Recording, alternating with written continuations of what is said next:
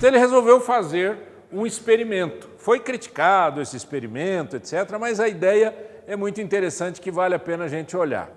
O que eles fizeram? Eles pegaram 2 atores, um chamado do experimentador, ou alguém lá que representava a liderança lá, o outro era o chamado aluno, e esse aqui era o único que não sabia de nada, que era o chamado de professor. O que eles fizeram? Eles puseram no jornal, olha, quem gostaria de participar de um experimento e tal, e naquela época eles deram $4 para o cara, tá? Valia dinheiro, né? E esse aqui, o chamado professor, ele não sabia de nada, ok? O que eles fizeram? Eles fizeram o seguinte, o professor, ele ficava com uma lista de palavras, e ele então dizia 2 palavras, passando para o aluno, que ficava na outra sala. Ele não via o aluno, ele só ouvia. E quando ele passava para aquele outro aluno, ele dizia lá, por exemplo, 1, 2, 3, 4, ou 12, 34. E o aluno, que era combinado, apertava o botão falava se ele tinha memorizado ou não, certo? Essa é a ideia. E esse cara aqui, que era o professor, se o aluno errasse, ele era instruído a dar um choque no cara, que ia de 15 volts a 450 volts. Acontece que ele não sabia, mas não tinha nada o cara não ia receber choque nenhum. Ele era o ator. Esse aqui, que era o experimentador, ele dizia para esse cara aqui começava a suar frio. Imagina que você aumenta a voltagem e o cara de lá dá um grito, e ele ouve o grito. Você aumenta a voltagem e o cara de lá bate a cabeça na parede, e ele ouve isso. E esse cara aqui, que é o professor, ele entra em pânico. Aí ele olha para quem? Para o cara que tinha contratado ele. E esse cara tinha 4 frases que ele utilizava. E a primeira ele dizia, olha, o experimento exige que você faça isso. Você tem que fazer isso. Alguma coisa assim.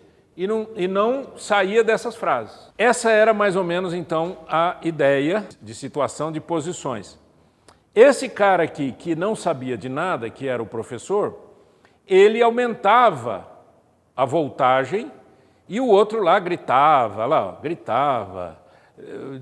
dizia que estava morrendo ou coisa parecida. A pergunta que o psicólogo tinha era, quantos irão dar choque e quantos não irão dar choque? Se você não sabe a resposta, responda para mim. Quantos você acha, quantos por cento, porque eram vários, né? Vários caras que iam entrando e saindo. Quantos por cento desse pessoal que era o professor, que não sabia de nada, deu choque? 90%? 100%? 80%. Tá. 100% apertou o botão de choque. Quantos por cento vocês acham que foram até os 450 volts? 50%? 65%. Lembra da pergunta que o Milgram tinha na cabeça? Por que é que os soldados alemães matavam os judeus? Ia para o tribunal e eles diziam, eu só estava obedecendo ordens. Então essa era a questão. O quanto que o ser humano, sob pressão, faz coisas que ele não faria sozinho. Quantas pressões sociais nós temos hoje? Vocês acham que são muitas ou poucas? Muitas. Todos nós enfrentamos pressões, né? Pressões ideológicas, pressões filosóficas, pressões morais ou falta de moral e assim por diante. Então eu quero olhar com você, sob essa perspectiva dessa experiência, alguns princípios para a gente poder vencer as pressões. Implicações morais e éticas e a natureza humana. Obediência cega. O experimento mostrou que as pessoas comuns podem cometer atos questionáveis quando instruídas por uma autoridade. Meu chefe, se eu não fizer, eu vou ficar à margem. Se eu não cumprir isso daqui, eu posso, porque é uma autoridade. Dissonância cognitiva. O conflito entre as ações e a consciência moral causou grande estresse nos participantes. Os caras choravam, suavam, queriam parar, e o outro lá ficava. Não, o experimento exige, o experimento exige. Responsabilidade individual levanta questões sobre até que ponto somos responsáveis pelas nossas ações quando seguimos ordens. Então essas são as perguntas que estão por detrás de um experimento como esse. Em Atos 5:29, os apóstolos disseram: mais importa obedecer a Deus do que aos homens. Mais importa obedecer a Deus do que aos homens. Deixa eu dizer uma coisa para você. Já não é de hoje, graças a Deus, que a gente desenvolve um trabalho com os homens. Eu, particularmente, estou nisso desde 98. Desde 98, eu enfrento os homens mostrando para eles que eles não precisam ser homens como a sociedade ensina, mas que eles devem ser homens como Deus ensina. E aí, a gente tem coragem de obedecer a Deus e ir contra uma autoridade humana? Ou ir contra o seu próprio coração, os seus próprios desejos? Segundo, discernimento e consciência moral. Hebreus 5,14, quer ler comigo? Dá para ler? Vamos ler juntos? Mas o alimento sólido é para os adultos, para aqueles que pela prática têm as suas faculdades exercitadas para discernir não somente o bem, mas também o mal. O texto mostra para a gente o seguinte, que o exercício do discernimento nasce a partir da prática dos princípios. A prática da vida moral, da vida espiritual, dos objetivos dados por Deus, é isso que gera em nós mais discernimento.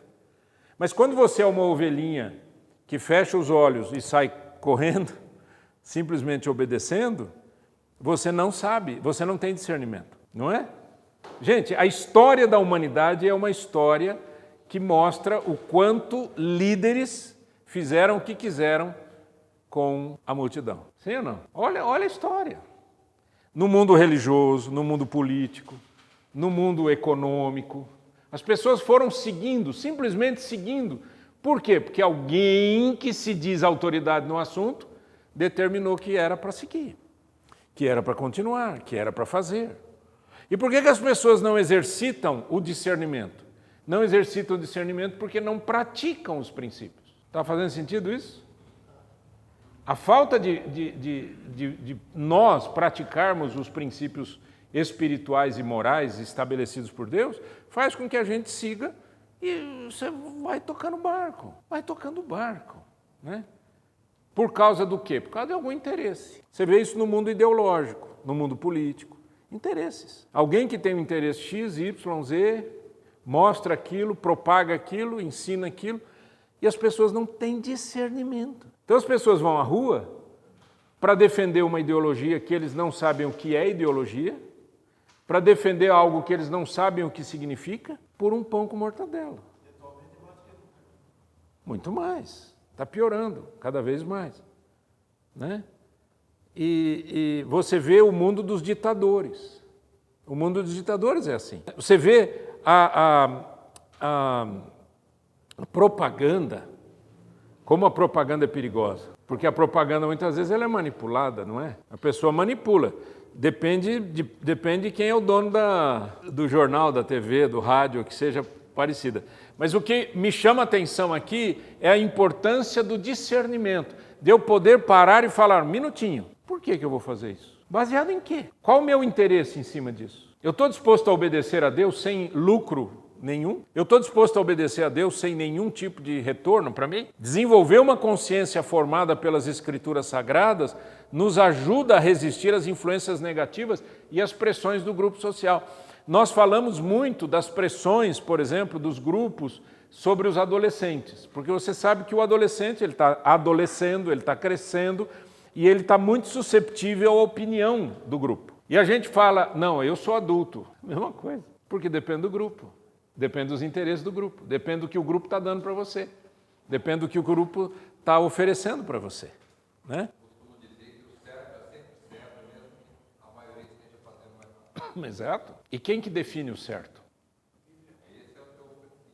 Não sou eu, não é você, não é a política, não é a economia, não é nem a religião. Quem define o certo é a Bíblia. E esse é o problema, porque nós vivemos no relativismo moral, né? Esse tempo que a gente vive, tudo é relativo.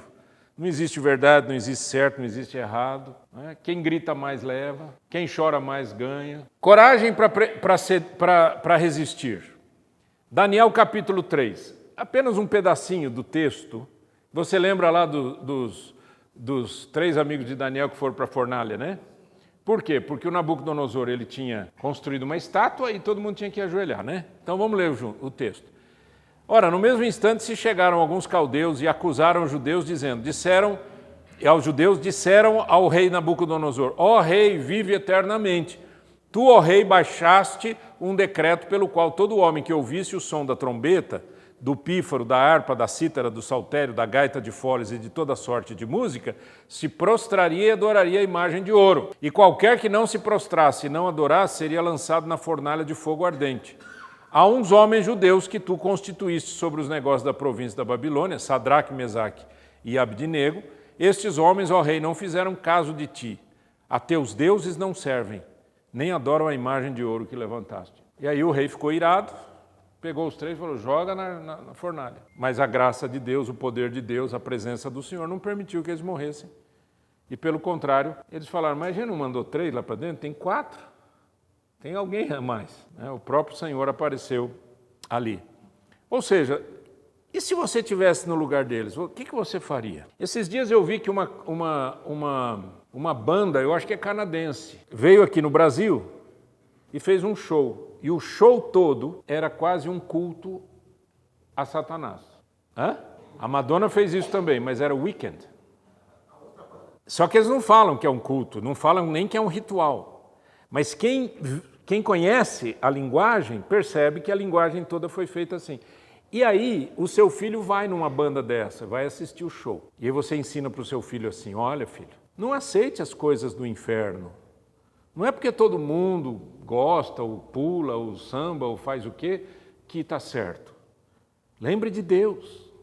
Aí seu filho vai num lugar desse, e ele olha do lado, todo mundo pulando, ele olha do lado, os amigos pulando, ele olha na frente, ele vê aquele monte de luz e som. É exatamente a mesma coisa, gente. Olha isso aqui. Vocês perceberam que tinha música aqui, ó, Sérgio? Percebeu? Tinha aqui, ó, a banda tocando, maior rockão. Rock in Rio tocando lá, ó. Tá aqui, ó. Só que são instrumentos que a gente não usa, né? Trombeta, pífaro, harpa, cítara, saltério, gaita de foles e toda sorte de música. Maior rockão tocando lá, maior musicão, aquele showzão e não sei o quê, e todo mundo se ajoelhando diante da estátua de Nabucodonosor. E os meninos lá assim, né? Vocês não vão ajoelhar? Não, nós só adoramos a um Deus só. Por que a igreja, chamada igreja primitiva, sofreu perseguição dos romanos e foi para as arenas e foi morta e foi comida pelos animais? Por que vocês acham? Porque eles não aceitavam nenhum Deus a não ser o único e suficiente Deus Todo-Poderoso. Se eles dissessem: eu creio em Deus, mas também creio no César, ninguém ia perseguir eles. Essa é a questão. É uma coisinha, ó, de nada para você ser aceito pelo diabo. É uma coisinha assim, ó. Se você fizer isso, não foi o que o diabo falou para Jesus? Tudo isso será teu, se prostrado me adorares. A única coisa que você precisa fazer é isso aqui, ó, ajoelha. Se você ajoelhar, eu te dou as coisas todas que eu tenho. Esse tipo, gente, a mesma tentação ocorre hoje, em todos os aspectos da vida, em todos os momentos, em todas as áreas da sociedade. Mas aí a pergunta que o Milgram fez foi: e a responsabilidade individual? Vamos ver o que a Bíblia diz. Romanos 14:12 diz: assim, pois, cada um de nós dará contas de... Vocês leram? Então leia em voz alta. Assim, pois, cada um de nós dará contas de si mesmo a Deus. Eu vou dar contas de mim e você vai dar contas de você, certo? Cada um, é a responsabilidade individual. Não tem esse negócio: eu matei judeu porque o meu comandante mandou eu matar. Ah, mas eles estavam num ambiente de guerra, não sei o quê, não sei o quê. Gente, as pessoas não discernem, não utilizam o cérebro e também não utilizam os princípios, porque não tem princípio. Então o que é o certo? O certo é o que quem tem mais poder falar que é certo, a gente faz. Qual foi a propaganda nazista? Os judeus são ricos, os judeus estão acabando com a nossa economia, os judeus destruíram a Alemanha. Vão acabar com esses caras, velho. É simples. Você não foi o maior marqueteiro da Alemanha que disse que uma mentira contada várias vezes se torna verdade? Era o marqueteiro do Hitler que falou isso. Agora, você acha que hoje em dia é diferente? Não é? Quando você é chamado de tonto porque você não pôs a mão no dinheiro, porque você não roubou, porque você não sonegou, porque você não faz isso, não faz aquilo, porque você é tonto. Se você fosse um cara esperto, eu fiquei rico, o cara disse para você. Eu fiquei rico, eu tenho sítio, eu tenho barco, eu tenho isso, tenho apartamento, tenho vários apartamentos de aluguel. Mas como que você conseguiu? Nossa, a gente trabalha no mesmo ramo, como é que você conseguiu? Consegui. Paguei tudo sem nota, comprei tudo, né? Lavagem de dinheiro, um monte de coisa, né? Vendi sem nota, etc. É fácil, né? E aí, o que a gente faz numa dessa? Quando todo mundo se ajoelha, quando todo mundo vai atrás da estátua, quando todo mundo adora alguma coisa, o que você faz? Você disse as coisas são certas mesmo quando ninguém está olhando, certo? Eu diria, as coisas devem ser certas porque Deus está olhando. Ou você não acredita nisso? Se você não acredita, você está se enganando, está achando que as coisas vão passar assim. Não. Deus vê tudo, Ele sabe de tudo. Tem um texto na Bíblia que fala dos 7 Espíritos de Deus. Aí você fala, nossa, eu pensei que fosse só o Pai, o Filho e o Espírito Santo. Né? 7 Espíritos de Deus, é que 7 é o número perfeito, o número completo. Quando fala os 7 Espíritos de Deus, diz, os olhos do Senhor estão passeando sobre toda a terra. Não tem nada que Deus não veja, não tem nada que Deus não saiba. Ele conhece você lá em casa, sozinho. Ele conhece você lá no trabalho, viajando. Ele conhece você quando você se engraça com a mulher dos outros. Ele conhece você quando você rouba, quando você engana, quando você mente. Conhece. Então, o que é ética cristã? Ética cristã é fazer o que Deus quer que eu faça. Não é fazer o que me agrada e nem fazer aquilo que eu acho que é interessante. Que reflexão diária. 2 perguntas para a gente pensar todo dia. Vamos lá? Primeira pergunta, eu estou seguindo ordens ou padrões que contrariam meus valores cristãos? Eu estou fazendo, eu estou seguindo, eu estou indo em direção àquilo que contraria aquilo que eu acredito ou aquilo que me foi ensinado pelas Escrituras Sagradas? Eu estou fazendo isso? É uma boa pergunta. Segunda pergunta, eu permito que pressões externas influenciem minhas decisões morais? Mas todo mundo faz, mas é assim mesmo, as coisas são assim, né? Outro dia eu fiz uma brincadeira, eu não sei nem se está boa essa brincadeira, eu acho que às vezes a gente extrapola um pouco, mas eu estava tão revoltado, eu estava acho que falando com jovens, e eu falei, olha, quando o anjo veio a Maria e disse que Maria estaria grávida por obra do Espírito Santo, eu falei, hoje em dia o anjo ia correr a terra, rapaz, mas não ia achar uma adolescente que seja virgem, que fosse virgem. Está difícil, hein? Por quê? Por causa de uma desgraça chamada tolerância. Por que desgraça, pastor?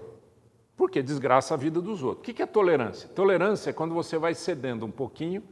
Então é assim, uma geração tolera, a outra aceita. Uma geração tolera, a outra aceita. Pode ser a coisa mais horrível do mundo. É só você olhar o que está acontecendo no nosso mundo hoje, não é? Coisas que antigamente, quando eu digo antigamente, não é muito tempo atrás, eram erradas, até diante da lei. E hoje não são. São inclusive incentivadas. Minha esposa mostrou um videozinho de um cara que estava mostrando uma máquina que você escreve o nome, o seu nome talvez, antes de comprar uma lata de Coca-Cola, vamos supor, você escreve lá José, e ela imprime José e você pega aquela lata. Mais um presentinho. E o cara pôs um nome, pôs Alá, pôs um monte de nomes, né? E passava. Aí ele pôs assim, Jesus. Imediatamente travou a tela. Nós não podemos imprimir esse nome nessa máquina. Jesus. É o divisor de águas, não é? Se você puser Deus, entra. Jesus não entra. Por quê? Porque Deus, o Deus que você achar que deve ter, né?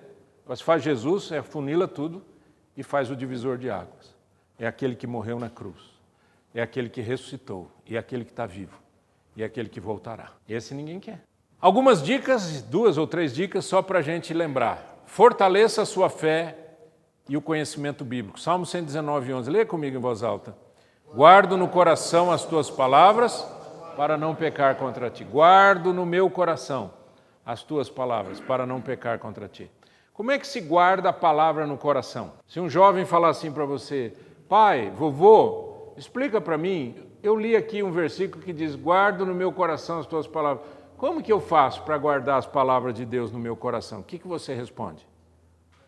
Tem um começo, né? Praticar é importante, mas tem um começo. Onde é que está o começo? Tem que ler, né, gente?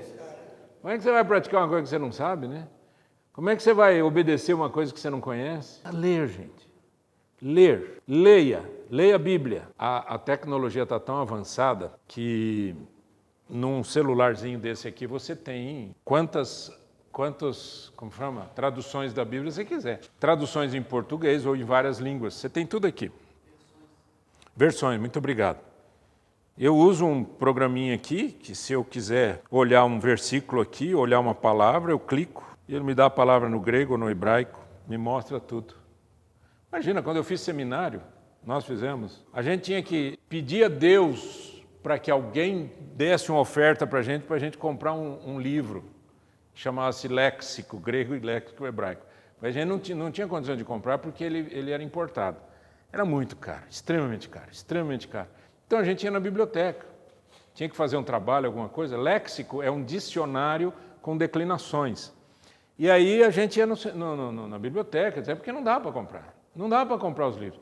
Outra coisa, os livros, a maioria da teologia ou estava em alemão, ou estava em inglês, muita coisa estava em espanhol, mas em português era uma pobreza lascada. Isso na época que eu fiz seminário, 40 e tantos anos atrás. Hoje você pega o que você quiser, está tudo aqui. E sabe o que acontece quando a gente tem muito? O que a gente acontece? Quando tem muito, você não usa. Tem muito, você não quer. Então, muita gente está fazendo exatamente aquilo que acontece em rodízio. Rodízio de carne, rodízio do que você quiser, do que você gostar, tá certo? Já viu? Rodízio de pizza, vai. Que é uma coisa leve. O cara dá um pedaço de pizza, você come. Ai, nossa, que delícia. Come outro, você come.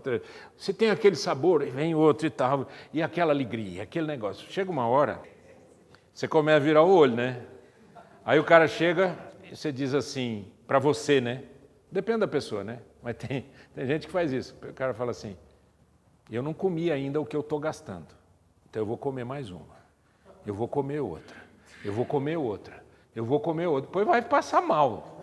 Não vai dormir. Tem muita gente que hoje usa a Bíblia com esse mesmo significado. O cara já está enfastiado. Vai domingo numa igreja, vem aqui segunda-feira.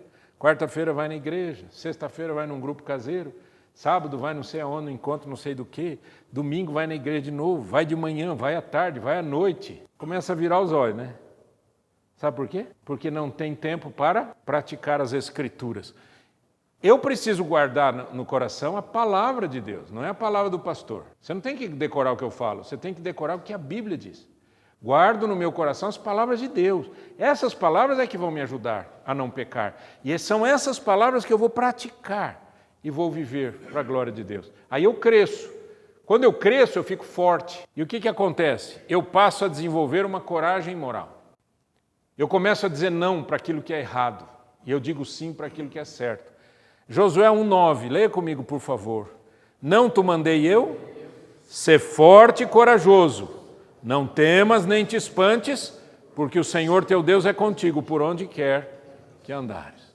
Tenha medo. Quando é que a gente tem medo? A gente tem medo quando a gente não tem convicção. Eu estava lendo um livro que contava um momento da história, infelizmente isso continua acontecendo, em que uma mulher cristã, ela foi presa, aí ela começou a ser torturada por causa da fé dela.